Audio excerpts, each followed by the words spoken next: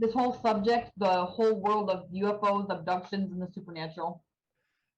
Wow, that's a big question. I think when I was a teenager and in my 20s, I was really interested in Whitley Strieber's books and was really fascinated by that. Have always been interested in space and interstellar kind of stuff, the big questions in life, and this is one of those. But yeah, probably Strieber's books were what initially got me interested, not just in UFOs, but in abductions and contact with aliens and that kind of thing. So for you, it went, aliens, then the rest of the supernatural mess. You started off with the alien concept. Yeah, I mean, it's kind of interesting. I think I started with the aliens and UFOs.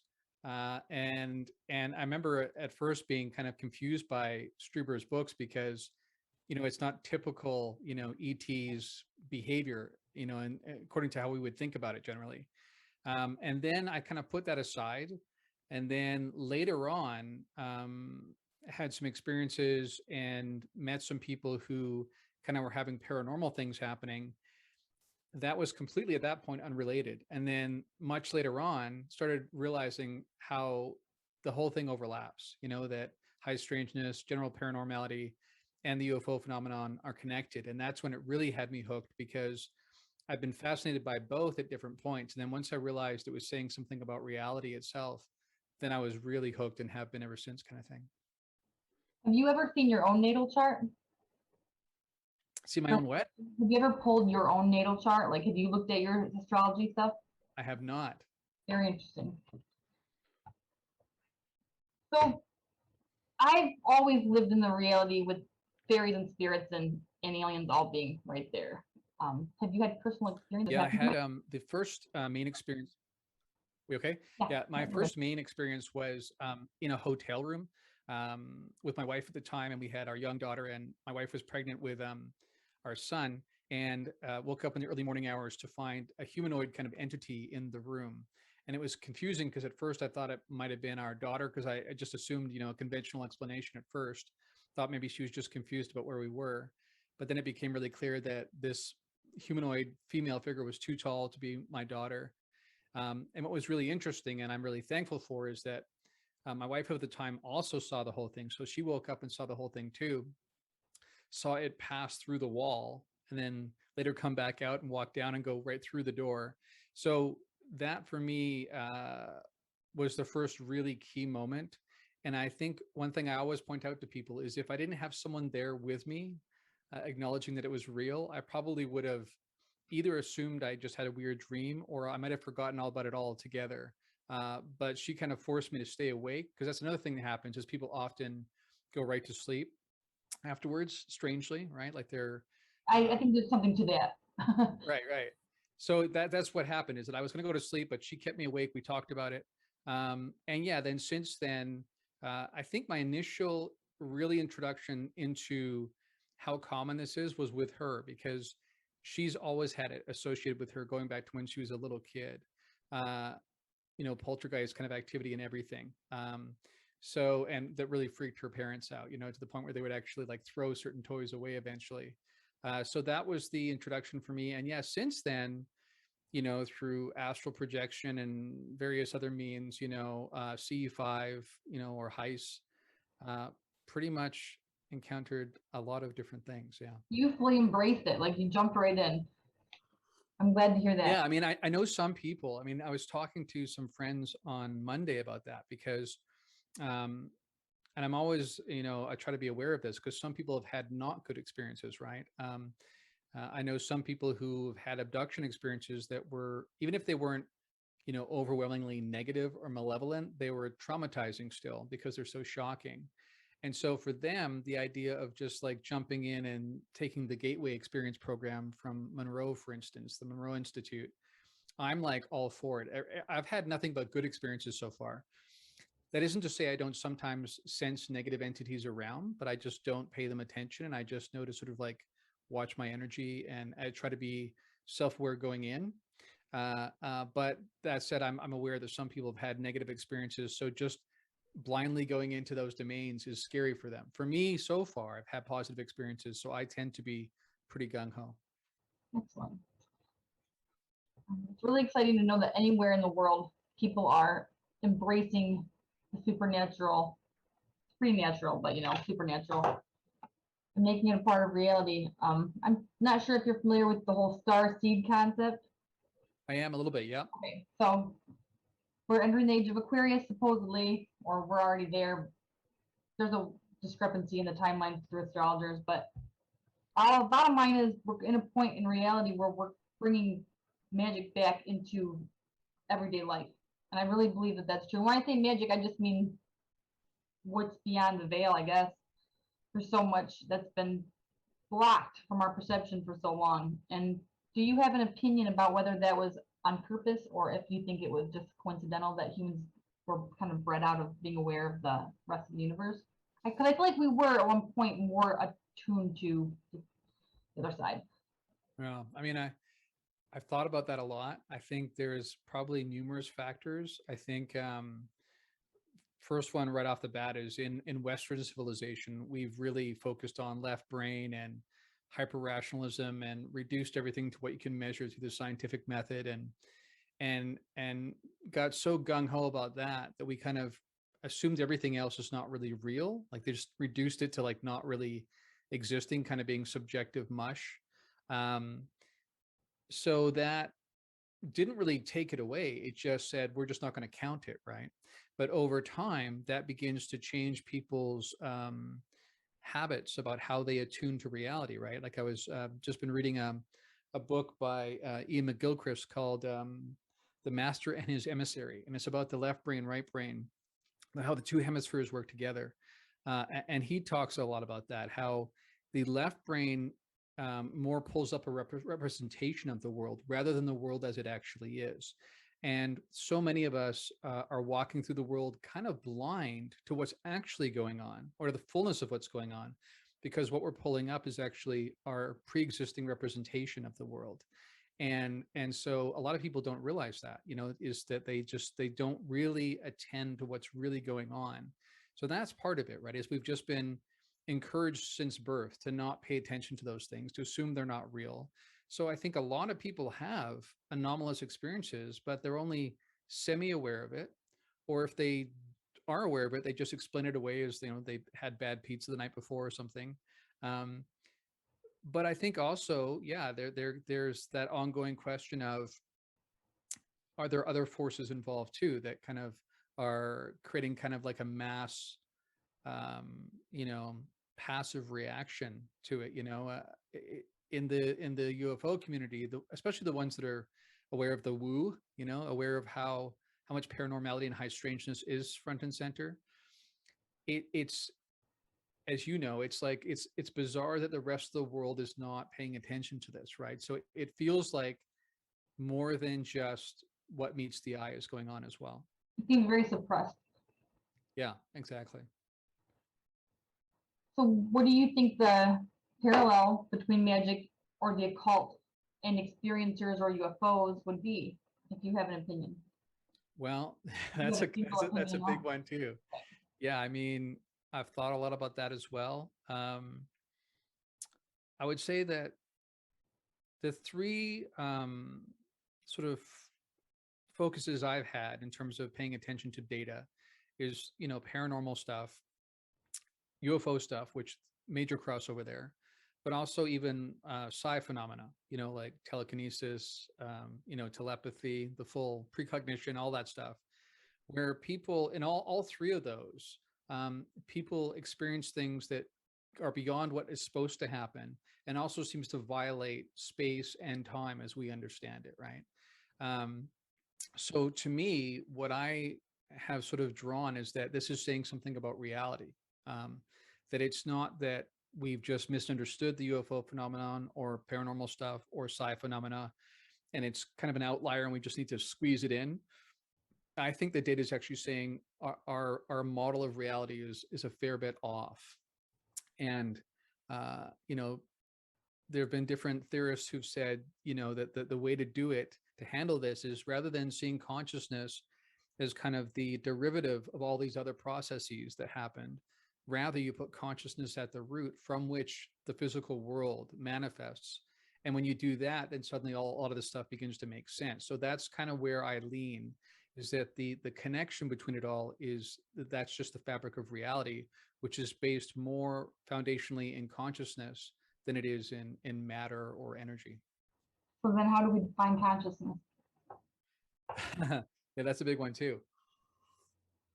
I mean, there's different ways of thinking about it. I kind of lean towards metaphysical idealism as a sort of philosophical underpinning, which is sort of thinking about reality as mind space, that we're all within this giant dream, and there's different levels to the dream. There's crossover between the dream and other dreams.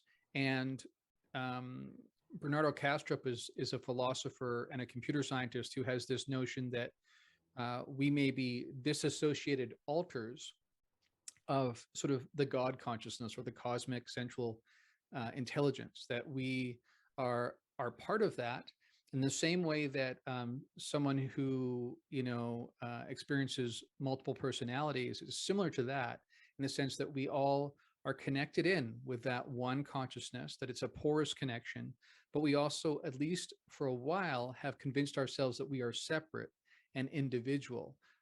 So that's the way I think about consciousness, is that all these individual consciousnesses that think of themselves as separate individual selves aren't ultimately separate and individual, that many people have sort of fallen asleep and that's their reality. But all of these different domains and the different experiences we've talked about, to me, speak to other realities and other intelligences bleeding through. And that's why it even gets complicated for people when they have some of these anomalous experiences, because sometimes it almost feels like it's rising up from within you as well. Like who we are is much more complex and multifaceted than our society usually gives credit for. And again, what we usually attend to in our daily waking experience is only a tiny fraction of who we are. So I would say all of that is involved in what consciousness is. Excellent. Are you familiar with the concept of like all space existing in one spot at the same time? Well, I think my view is that space time is ultimately not real. Space time is like a projection. And one of the things that I've been really paying attention to in terms of research is cutting edge physics is now leaning in this direction. That we had the revolution from Einstein, and then we had quantum theory, and it got us a long way. But we've now got to the point where, and that's one of the things that's great about science, is that it can sometimes tell you not just where it's right, but it also just begins to show you where it breaks down, right? And so at the event horizon of a black hole, space-time breaks down. It's like incoherent beyond that. And even when you try to measure in really, really small space, when you try to measure it there, you have to use so much energy that you end up collapsing it into a black hole too. So it's like these borders exist in space-time, and we now know where those borders are. And so it's hinting that there is a deeper process of reality from which space-time emerges as a projection, and quantum theory too. So for me, I know this is really difficult for us as human beings because we're so used to spatial temporal references, right? But it may not, the ultimate reality is not really spatial temporal at all. That's just the way it is to us. And that's partly why time is so strange, right? And even our experience of time can actually really vary. And if you're really into something, you've got that flow state going, suddenly 3 hours can go by like 5 minutes, right? If you're doing something really laborious and it just drags, right? But like I say, there are, with psi phenomena and the UFO phenomenon and paranormality, there's times where time seems to skip out of the usual linear. Yeah, it's not quite applying to the reality we Right. live in. Whatever. Exactly. No So one's forcing it on the situation. right. So it's that's what's fascinating to me, is that it's not just that we, in those of us who are interested in the UFO phenomenon and general paranormality and psi phenomena, are looking for something. People in physics like Nima Arkani Hamed and Ed Witten, these are physicists who are saying just the science alone is telling us that there's something beyond space-time, and space-time is actually like a projection, almost like a simulation kind of thing. And so that's why whenever we think about space and time, we have to think about it as being kind of symbolic, but not ultimately real. Like it's experientially real because we're within it, but it's not foundational to what reality really is. So on that note, for visitors from other planets or dimensions to come to where we are, where we exist, since you understand all that so well, it doesn't seem like it's a big deal to just hop through space, right? I mean, I think that explains more than what people are realizing at this point, is that there's no gap, there's no actual distance between us.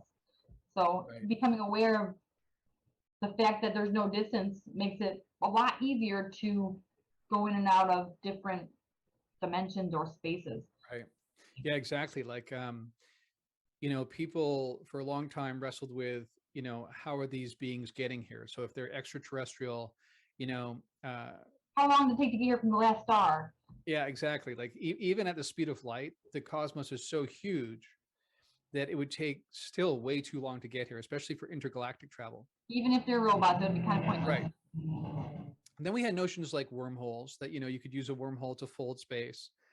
But again, I don't think we even need that, because these beings that are really understanding the way reality really works. And again, we're talking about, civilizations that might potentially be millions or billions of years older than us. So they've had a lot more time to progress. And when you think about just how much our science and our understanding has changed in 100 years, going from a horse and buggy to like starcraft, and sending rovers to Mars, it's not hard to imagine that they've gotten much beyond what we can even imagine at this point. But yeah, to follow that up, yeah, eventually you get to the point where when you recognize that, and even like people like Donald Hoffman have talked about this, that once you recognize that space-time is not ultimately foundational, that it's just a projection, then you can begin to work with whatever's behind the projection. And then, like you say, then distance is just not an issue, because distance isn't really real. It's just the way we perceive it. And even, I would say, even with quantum entanglement, that's already hinting at that, right? That you change the orientation of something that's entangled on one side of the cosmos, and something on the very far end or the other side of the cosmos, instantaneously also changes. Which again, I think rather than trying to think about it in terms of how fast is that signal going, you realize it's not signal-like at all. It's not actually traveling. It's violating our notion of space-time, because I think it's another sign that space-time is not really real. I think that as soon as you decide that the experiment is possible, the reality of it being possible starts, it occurs. Yeah. Let's see, what else that I really want to talk to you about. So consensus belief, I think, has a huge impact on how we perceive physical reality. So I think if the whole world, every human on Earth thought the way that, we think, then we would be at that place where there was no more need to, spend money on gas, and you could just be wherever. Do you have an opinion on consensus belief shaping the paradigm or the reality that people live in? Yeah, I think I've thought about that a lot as well. And I think you can actually find evidence of that even when you travel to different parts of the world, especially if you go into a place that has kind of more of a shamanic kind of culture still. But even in places that are not necessarily that, but they're more in the developing world, or they're not so focused on this hyper rational materialist kind of perspective, you actually find that more stuff happens, more paranormal stuff happens. It's no big deal. Right. It's no big deal. And people in the West tend to go, oh, that's just because they believe silly stuff still. And it's like, no, you can actually see that it actually happens. And if you go there and spend time, and you'll often find that people, like I remember Rupert Sheldrake, this guy that grew up in the UK, he went and lived in India in an ashram. And then that's when he began to realize stuff was happening. Yeah, it something about the consensus reality is kind of like a self-enhancing, self-fulfilling kind of construct.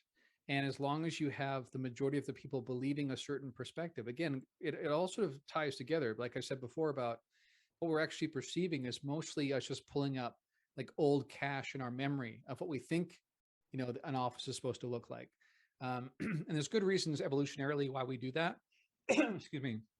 But it tells us again that we're not really attending to what's really there.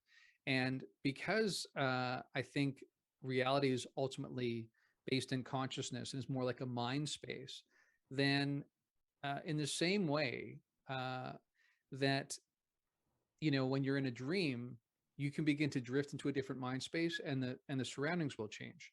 Now, the difference between you and I deciding we want to suddenly be somewhere else and it not happening necessarily is because we have a shared mind space, right, with everybody else. Well, with several billion human beings, especially within Western society, we have a whole bunch of people thinking the very same way about the nature of reality. So it makes it very cohesive and tends to make it more solid. But the more that begins to break down, which is interesting because as we talk about disclosure and the possibility of the UFO phenomenon really breaking into the mainstream, that inevitably begins to break down that faith in the consensus reality we've all been raised in, Just a little which bit. in itself begins to change the realities. I think what happens. Absolutely. Super exciting time to be alive.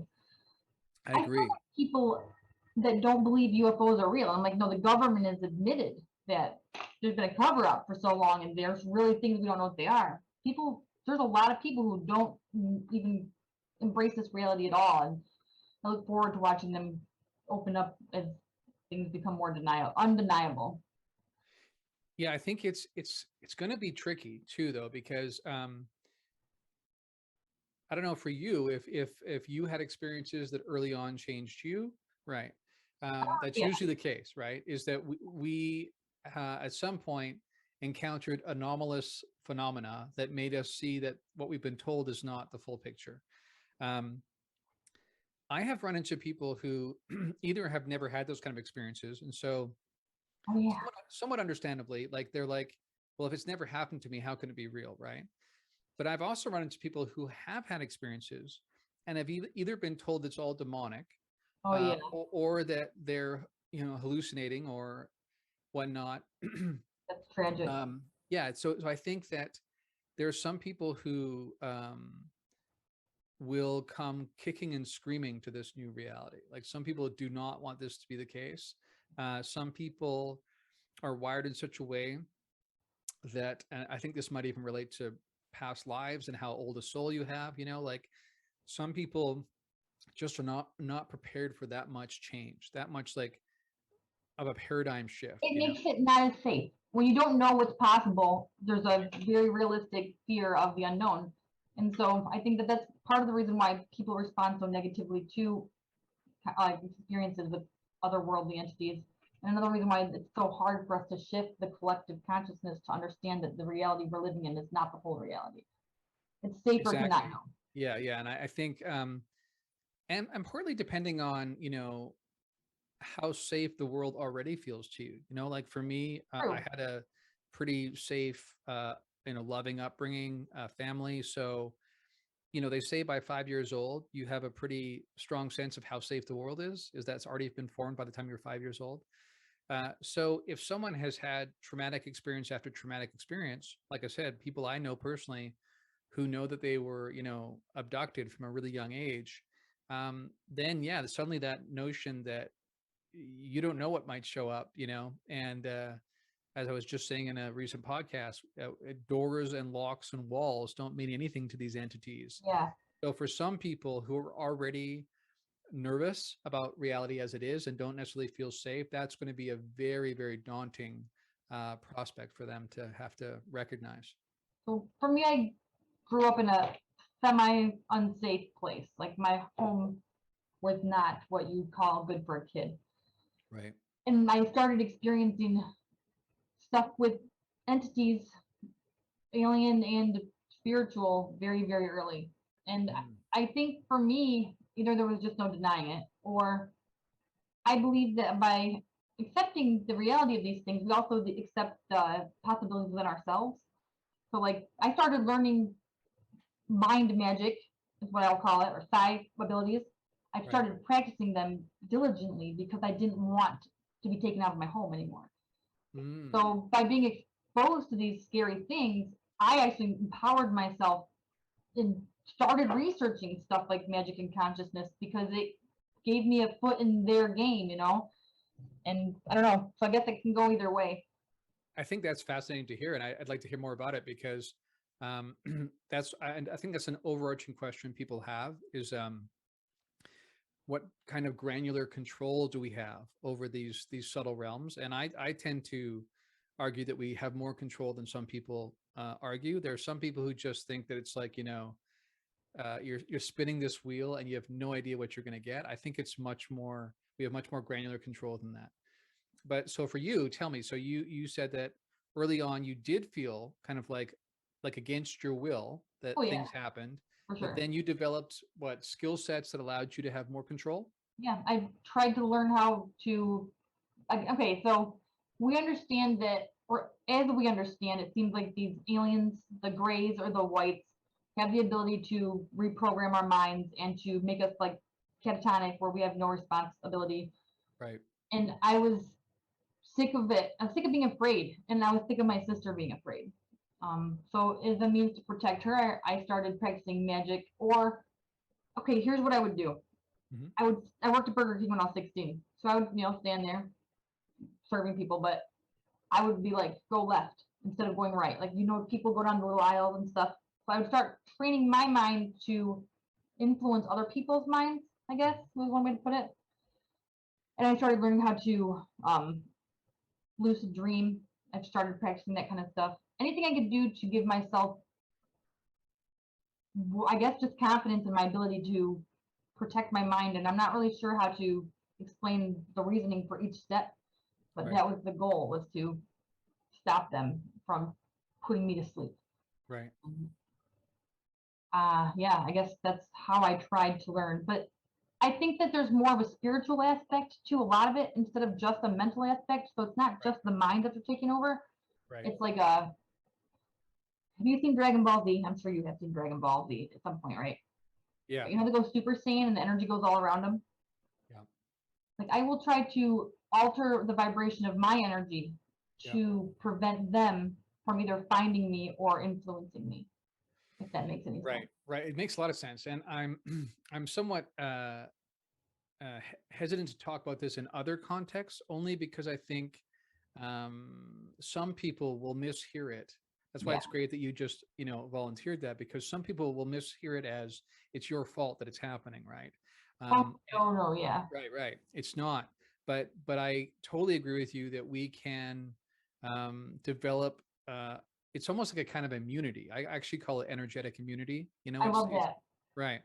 And I know to some people, not like us, right, that would be so confusing and discombobulating because they're like, what do you mean energy and immunity? Like, what if it's not something in my bloodstream? What do you mean? Like, Your how is it real? bloodstream is so responsible for your energy. Like every particle of your body is, Right, vibrating or moving in some way that creates your aura, your auric field, and that's right. one way to, alter the fields around you. I mean, if there's, it's like throwing a pebble into a pool and the ripples Yep, come out. If you throw another pebble, it's going to change the ripples. yep. That's all we're doing. It's just adjusting the That's energy right. flow. Yeah, absolutely. And there's an interesting aside about that. But let me just quickly say, first of all, that, yeah, I think that especially again, if you realize that reality is not primarily spatial temporal, but that's just the way it looks to us, that there's something actually more energetic or wavelength oriented about reality itself, then it makes complete sense that, and if it is more of a mindscape than anything else, and by mind, I don't just mean like Yeah, and dry then, mental yeah, processes. Yeah. Um, there's a spiritual aspect too, of course, but once you realize that's really underlies everything, then it makes complete sense that you would have granular control. But we have to, just like a muscle, you have to learn to use it, that's the only way. and then begin to, like you say, like the way you tested it, resistance, like what works, what doesn't work. And most people, it's just a completely atrophied muscle because they've never used it. They've never been taught that it even exists or that they need it. So even people who are brought up in religious traditions, this isn't to put that down. I mean, I come from a religious tradition myself. Um, they're basically told, uh, some do it in a way that's somewhat empowering, like pray to a being that can help you. But often they're sort of like, what they end up inheriting is, you've got no hope, so you better depend on something else to bail you out, rather than developing, or even being told that you can actually develop some immunity yourself based on the Personal. wavelength you carry. Yeah. But the other part I was going to mention about the throwing the pebbles in the pond, there's another bit of data that supports that notion too, and that is that when really, really, really impacting events happen in our world, we find that especially psi capable people will pick up on it beforehand. And when you think about, when you throw a pebble in the pond, the ripples go in all directions, right? It goes like in equal directions and expanding circles. And the bigger the rock you throw in, the bigger the ripple, right? In all directions. So you think about what we perceive as time, that we usually walk through in a linear way, again, in the kind of the simulation we're in, or what it feels like. But when these really impacting events happen on a wavelength level, that expanding circle passes through reality and sends wavelengths that people that are psi capable pick up on into the past and the future, because, or what we perceive as the past and the future. And I think that's that same idea, that these ripples, the energetic ripples, expand in all directions. Then we look at the ripples, but we also have to consider that air displacement on top of the water, and then the force that will go beneath. It's not just going to be in one direction. It is literally Exactly. 360 degrees. Exactly. And it goes across different mediums, because the air is moving and the water is moving. There's a fish in there that's going to be just a little bit bothered by it. It's Yeah, really cool. I think that water is a helpful analogy in general. In the same way, that when people get caught up in thinking that this lifetime is all that there is, and that they're a very defined individual with a history, it's like a whirlpool, right? It's like a little eddy that gets caught in a whirlpool and is spinning around, and it might be all it knows, right? It's just this circular movement kind of thing. But at the end of the day, it's just part of the river, right? It's just water. It's still water. And so that's Yeah. what I look at as consciousness is, like, that we're all consciousness, right? The equivalent being the water. But sometimes people are caught up in this whirlpool, uh, especially people who maybe are younger souls, or have forgotten because of trauma. Maybe they've forgotten this larger context, and they're caught up like a whirlpool. But the idea is that it's kind of illusory in the long run, because it seems real when you're in it. But at the end of the day, that's just water. It's just part of the river. Yeah. Have you ever done any research into like the Vedic philosophies or Hindu spirituality? Yep. It seems like they have a very significantly valid point on the way that the universe exists, or at least the expression of the all consciousness coming through in individuals and everything else. My perception, like this pen, is just as much the all force as we are. It may not appear to have consciousness, but it's got energy. It exists. Right. So Right. I think that's exciting and important. But Yeah, I mean, absolutely. a lot of Vedic, their Vedic philosophy and Eastern spiritual traditions. What's amazing is how similar it is to, uh, current metaphysical, idealistic kind of perspectives. Like, it's very, very similar. Like, again, to bring up that figure of Donald Hoffman, when he looks at, so this is like another level of space time, right? Another level of it is that evolution has sort of served up for us a desktop interface. So even that pen you held up, it's not ultimately what that is in reality, but it's the way it's representing as an icon in this reality space, right? This desktop, in the same way that like a folder is on my desktop screen here, that folder's not literally real, but it still represents something real, right? But what it actually is completely different than a blue folder, right? It doesn't look anything like that in reality, but that's what we've created to make it purposeful, and we can drag it around and do things and think about it like a folder. and it I think that accesses pen all is this other stuff. right, and a pen is that same way, right? And so it looks lifeless to us, like you say, but it's still energy, and it's more. And what his point is, that when we see things like a rock or a pen that seem like lifeless, that's more a deficit in our interface than it is about the reality. I And love and that. and that's really key for people to realize. And this why this stuff is so mind-blowing when it, to the degree that it does get into the mainstream, because there's several aha moments where you realize not only is space-time not ultimately real, it's sort of like a derivative of a deeper process, but also what we experience, what we see, is much more of a representation of a deeper reality that looks nothing like that. So there's, once you start thinking about all that, then suddenly you go, all of these ancient esoteric, teachings, and all of the phenomena that have been reported with the UFO phenomenon, paranormality, psi phenomena, all make sense, and pointing to this deeper reality. Yeah. I think part of the truth of that is that there's no set deeper reality. It is just fluid, changing, eternal existence. Right. Which is exciting. Yeah. I think that way. I think that way too. I mean, I think Rupert Sheldrake again. He talks about, we've been measuring the laws of nature for a very short period of time compared to the history of the cosmos. And his point is that, ironically, a lot of scientists that now are sort of more atheistic inherited the sense of these eternal laws of nature from when the church ruled the land, and they saw it as an extension of this like supreme God, right, that had these eternal laws.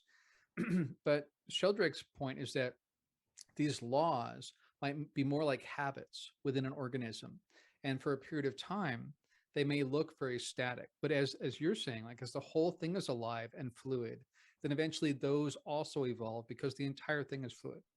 True, very true. All right, so let's touch on some physiological responses people or humans have to the supernatural contact. Have there been any studies done to compare the responses of like abduction victims to people who have like war trauma or anything like that, PTSD, or I'm not sure if they have or not. You seem like an encyclopedia of all things that have ever occurred. So, right. I think that there would probably be significant parallels in the, same kind of experiences or same type of responses people have to like war, battle, or whatever. So then, like fight or flight. I think it all boils down to fight or flight in our brains. I did some research on child abuse a while ago, and people who go through more than one type of child abuse for extended amounts of time as children, their cortisol production in the brain is affected, and that's a measurable thing. Like we know that that's true. I'm wondering if we could find a way to test abduction experiencers to see if they also have the same type of physiological responses. Yeah, that I've heard of that very thing happening. Actually, I've heard of people who, even people who didn't want to believe it was happening. Right? They wanted to believe they were just having dreams or something. Right. Right. Exactly. That's a great point, by the way. That a lot of the skeptics think people are looking for fame or fortune. It just doesn't work that way. Most people have tried everything to convince themselves it's not happening. Right. 100%. And sometimes, like a friend of mine, for instance, for him, it was. He kept going, it must just be dreams, right? But then one day he walked into his kitchen and saw dirt on the floor that he dragged in the night before, and then he knew it wasn't just a dream. He literally had been outside the house. But yeah, to your point, I remember hearing about one abductee/contactee who ended up going to a psychiatrist, and they ended up running, MRIs and that kind of thing, and all of the same regions of the brain that show up with trauma were showing up. And so for this psychiatrist, what was great about their response was they said, I don't know exactly what happened to you. Like, I don't know how to describe it, but clearly something did actually happen. The evidence is in your brain, like you say, it leaves traces that show that this is a real experience. Now, I will say though, this is part of the challenge with this, right? Is that our whole notion of what counts as real needs to expand. So some people literally, I think, are being taken into a different plane of existence, but our consciousness can leave and doesn't have to be in our physical body. So some people will say, oh, so you're saying they just dreamed it? I'm like, no, I'm not saying that. I'm saying that their body can be lying in a bed and their consciousness can literally be taken. and so that's part of the, I think, again, when you think about how much has to be absorbed into our cultural framework, that too, that there's these different modes of reality. And that's part of the challenge with the abduction literature, is that they can come into this physical reality, right? And I'm putting that in quotes there. Right. And treat it like a mind space. Like for them, they're like, oh, that wall's not really there. That's just like a minefield. I'm going to walk right through it, right? And again, we might think, oh, how are they rearranging the atoms, you know, and separating them and walking through and putting them back together? Which I don't think it'd be that complicated anyway. Right. So I think they're doing it on a deeper level than that. They just recognize it as a mindscape, and they can just, it's malleable to them the same way that a lucid dream would be for you. I really like that concept. Right. Right. So, I mean, that's part of the challenge. Yes, we can absolutely see and study abductees' brains and see evidence that they've actually experienced trauma. You know, I know for me, one time I had this experience in the waking world where I ran into a mountain lion one time on a trail in the mountains. What? Yeah, and got chased by this thing and survived.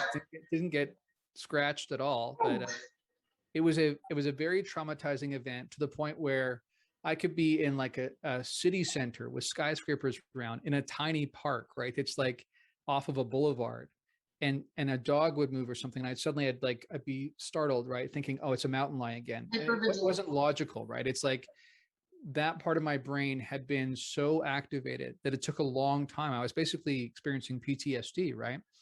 And it took a long time for me to have enough of a different kind of experience where that didn't happen for me to find some sort of normal reaction again. But we see that too if people have been abducted, right? That grown adults won't sleep with light off, right? Or they'll sleep at night. exactly that too, right? And it's or I know people personally who first they tried to keep like 12 guns in their room, you know, until they realized that a gun doesn't do anything. You know, like you said, one time, one guy literally went to reach for his gun when the Greys showed up, and they just froze him, right? And then he just they levitated his body and took him up into the craft. And so then he's like, guns are not going to help me. So then what he relied on was he's got cameras everywhere. So his hope is that, you know, that will deter them, right? Yeah. Personally, for some reason, fish tanks, I think, help deter them from coming in. I think it's either because fish don't sleep, they're always moving. Maybe it's the movement, maybe it's water. I really do believe fish tanks play a role in suppressing their ability to come through. And I started training in martial arts when I was very young too. So that was another way to strengthen my energy or spirit or mind or whatever. I would suggest that to anybody who wants to try to figure out how to become enough, powerful enough or something enough to stop them from kidnapping you, whatever you want to call it. Right. So I'm curious, in your experience, did you ever come to a conclusion or some sort of idea of why they tend to come at night? Less consensus belief against them being able to. Meaning, if people aren't awake, then there's nobody consciously thinking this is impossible. It's easier to walk through that wall. You know what I mean? Yeah. Just a theory, though. Yeah, no, I think, I mean, that's another, I think, fascinating piece of the data. I think that, again, all these different trends we notice are like, you know, pointing out something about the reality. And so, for instance, we already know in the hypnagogic and the hypnopompic states, which is right when you're falling asleep and right when you're waking up, that you're in that liminal zone. That's one of the areas I've most been able to expand my ability to interact with different entities, because the broader reality is still online for you during that moment or those moments. And so if you can learn to hold that a little bit longer, then you can actually see like a being leaning up on your desk. So it's like it's beginning to place into your physical reality. So I think there's something about that too. I think that nighttime, these different states of consciousness, it's all connected. Yeah. I also think if they're from a physical planet with those giant eyes, then light might be a problem for them. Yeah. If they're from a physical planet, like solar system, the sun's probably more dim than ours. They've taken more light, giant eyes. Yeah, I mean, yeah. I mean, that's fascinating too, right? It's like on the one hand, recognizing that physical reality is not ultimately real, but at the same time, they're often part of the projection too. So they have a form in this reality too. And like you say, you know, and even this is part of the experience literature, right? Is that some of these beings do come from a place that has a lot less light, like you say, so that they have evolved to have the bigger eyes to take in as much light as they can. And their skin is kind of that grayish color because also a very low light kind of source. Yeah. I do believe that sometimes abductions are physical, like you said. Have you ever seen a gray up close, or I'll call white?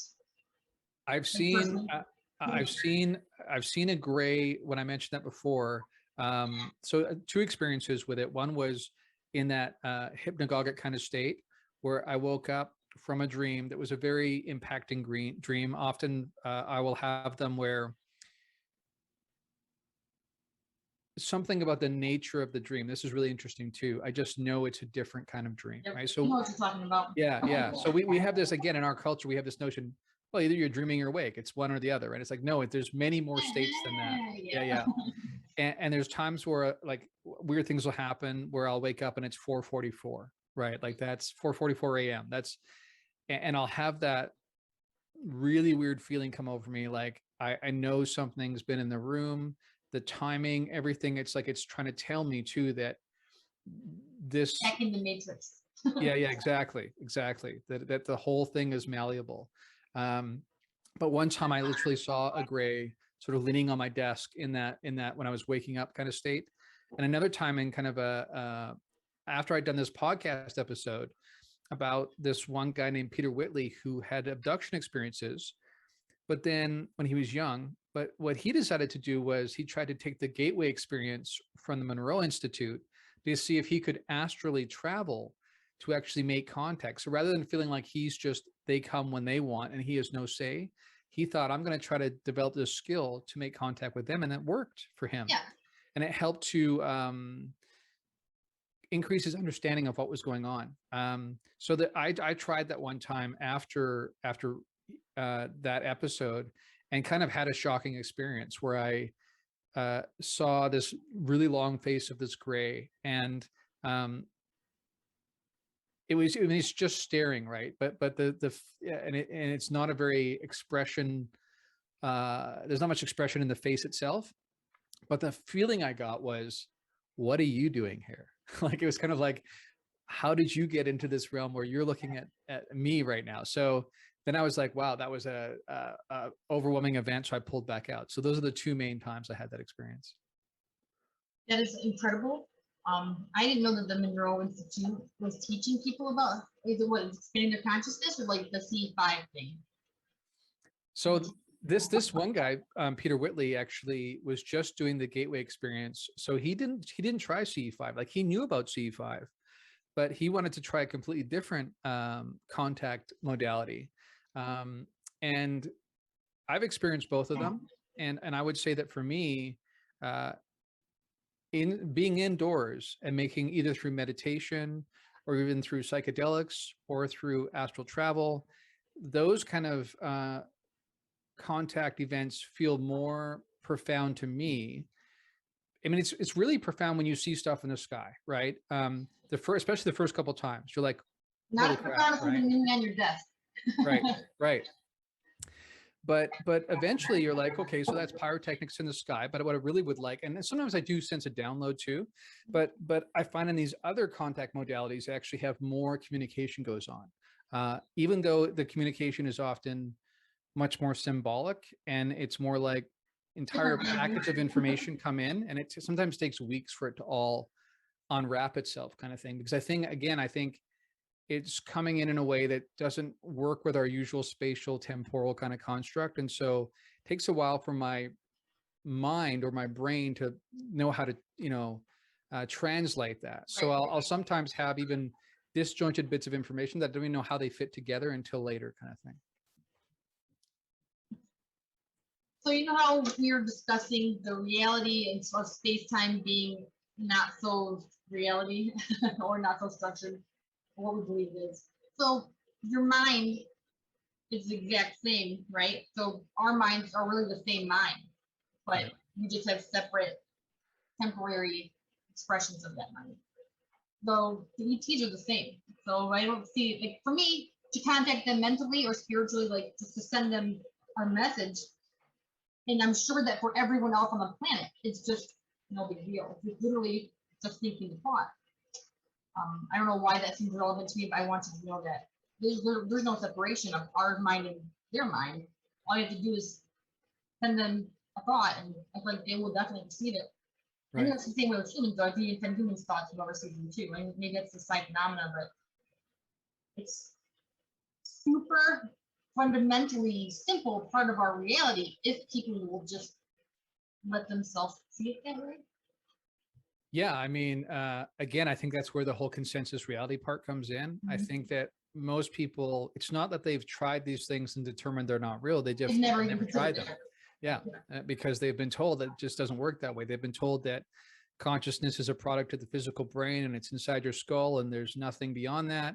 And even though we have, 150 years of parapsychological research saying that anything, nothing could be further from the truth, that there's all sorts of ways that our consciousnesses interpenetrate.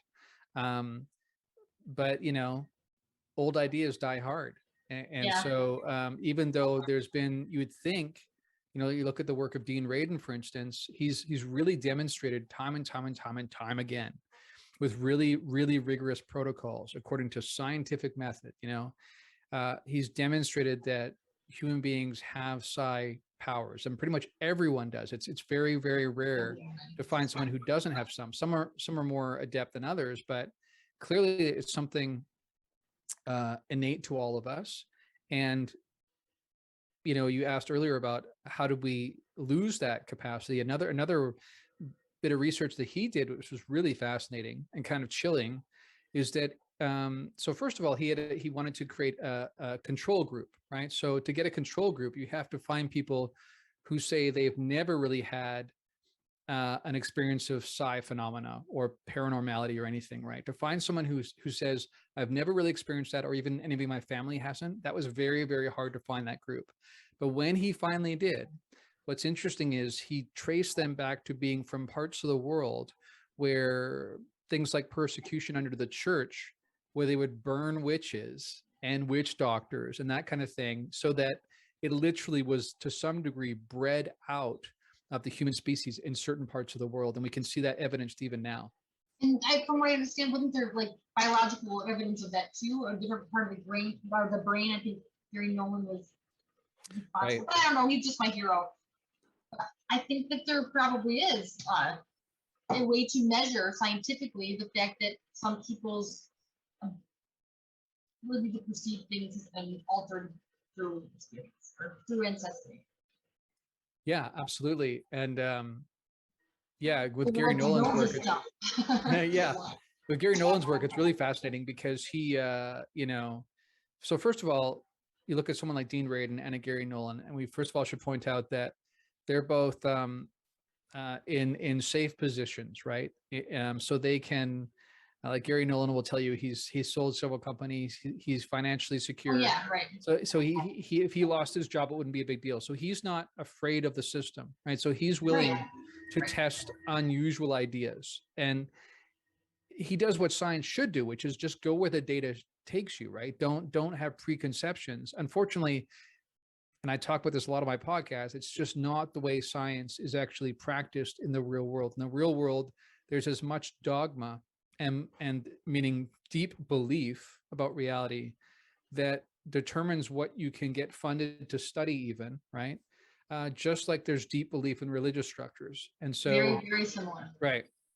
And so people like Radin and Gary Nolan, yes, they're saying we're going to go where the data takes us. And yeah, Gary Nolan has found, at least preliminarily, they're still trying to get it checked by other groups and whatnot, but that there may indeed be additional connections in parts of the brains of people who are experiencers, which then of course raises all sorts of interesting questions around the chicken versus the egg, right? Like, did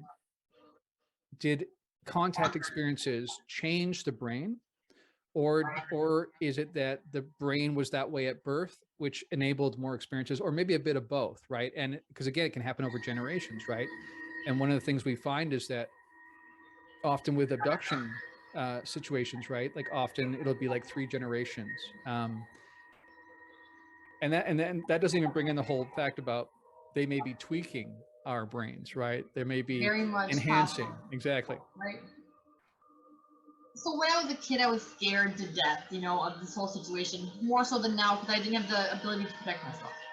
And oh man, I totally lost my train of thought. Do you think that they're messing with our? Do you think that they're interested in our spiritual capacity as entities or individuals or whatnot?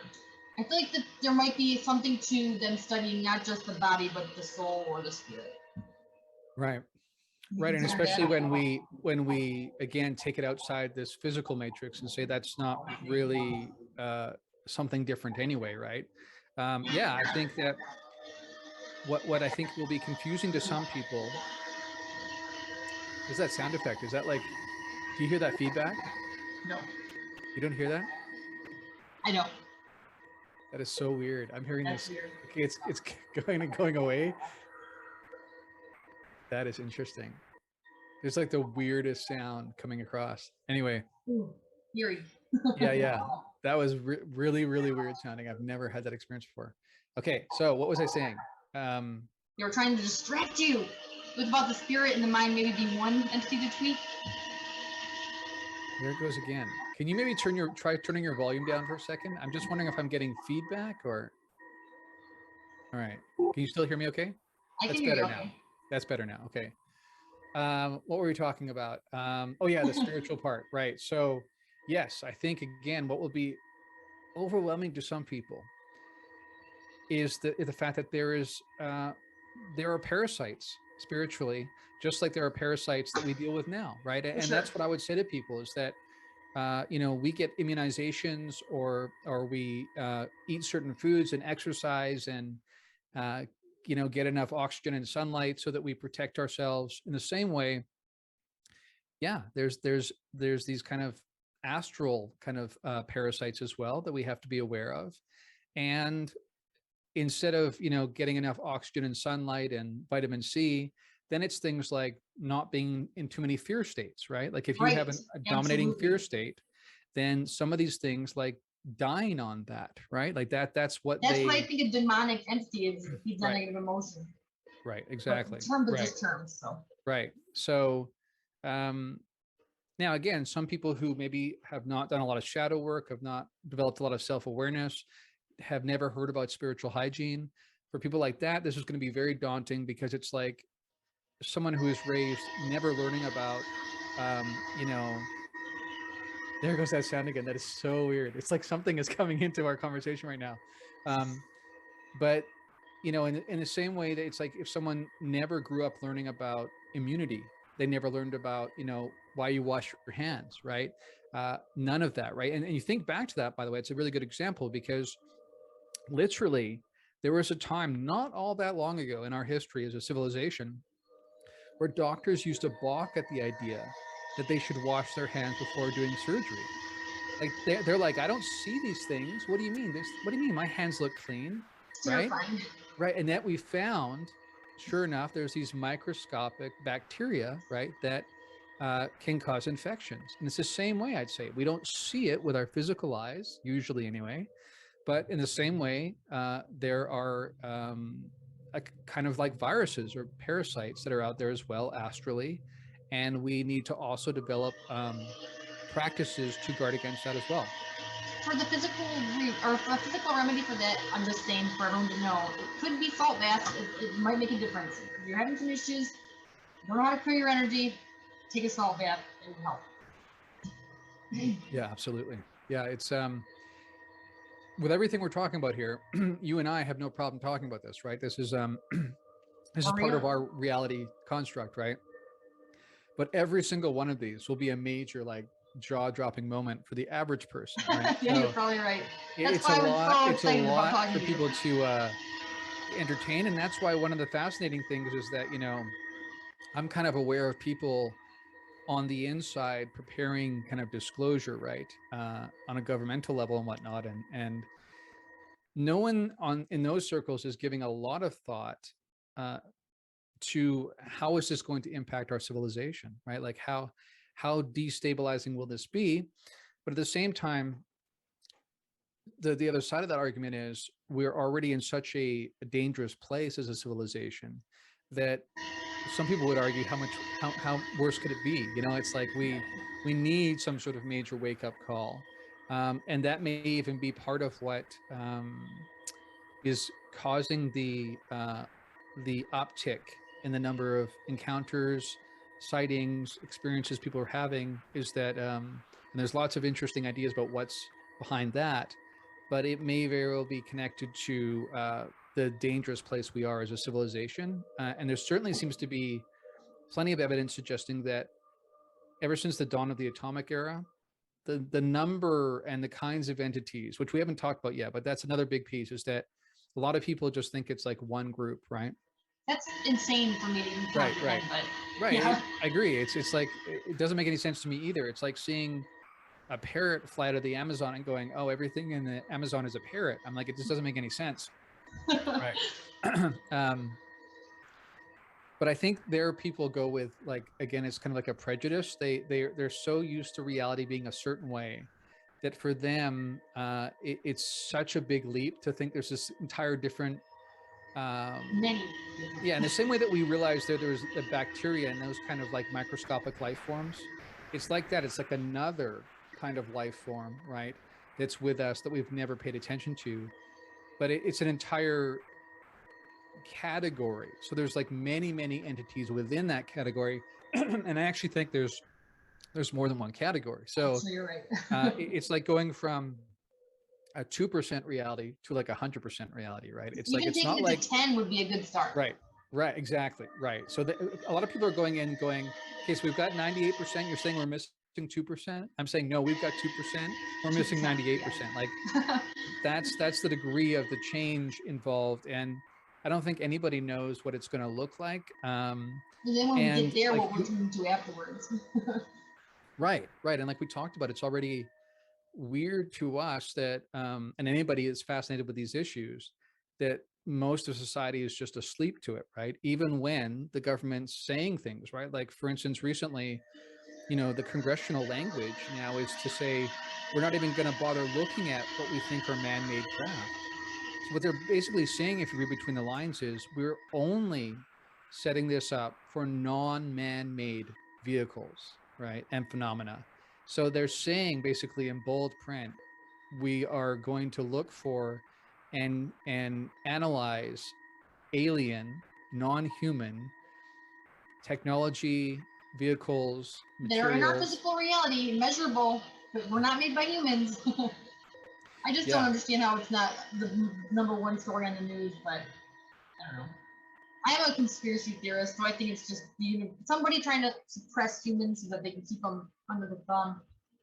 But we're not going to let them do that. We're going to teach them that there's a whole other 98% of life. Well, I mean, and that's why it's really, I think people need to hear your kind of story, right? Where you went from feeling kind of like a victim to actually feeling more empowered by developing this muscle skill, right? This subtle muscle skill.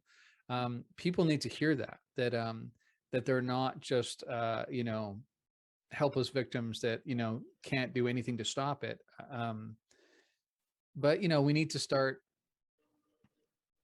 Like for you, you said, it partly happened when you're young. So you started, paying attention when you're young. I know it's interesting. I know a few months ago, I got a chance to talk to Joe McMoneagle, and he's one of the most like psi capable people in the world. He was part of the Stargate program with the CIA. And he talks about his ability to remote view and to have psi capacity.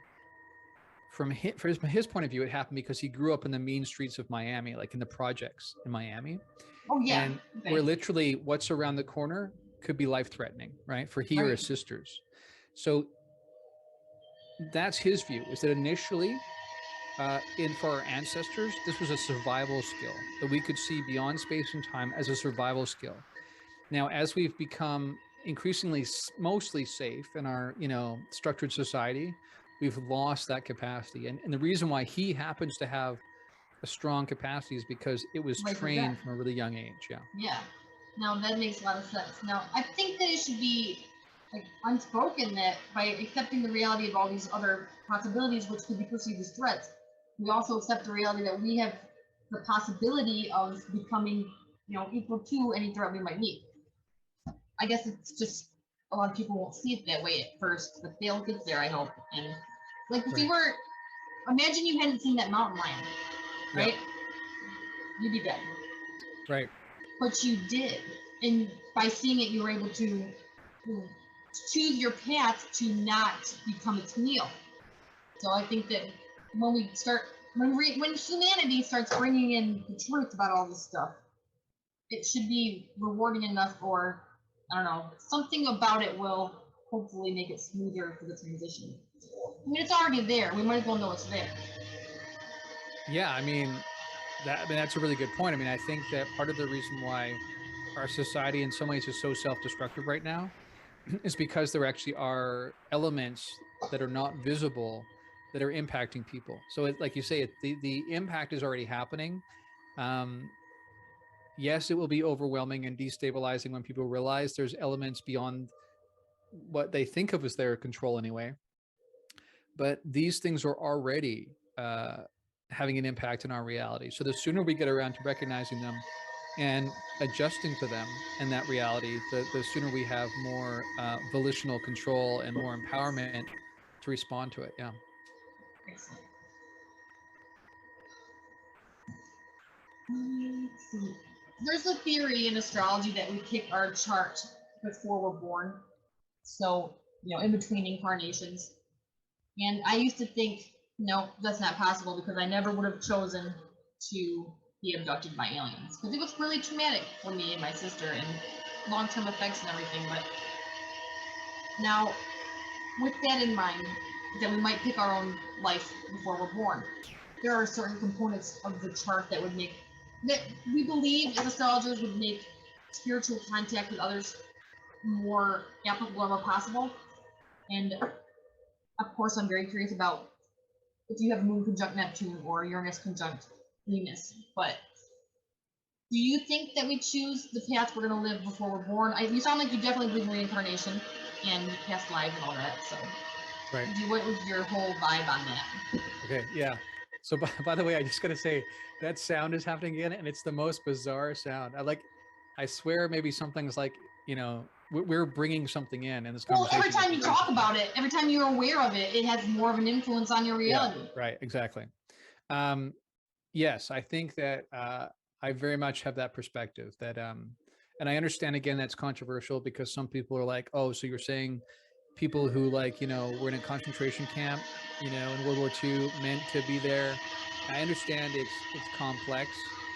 I would also say that, and I don't want to,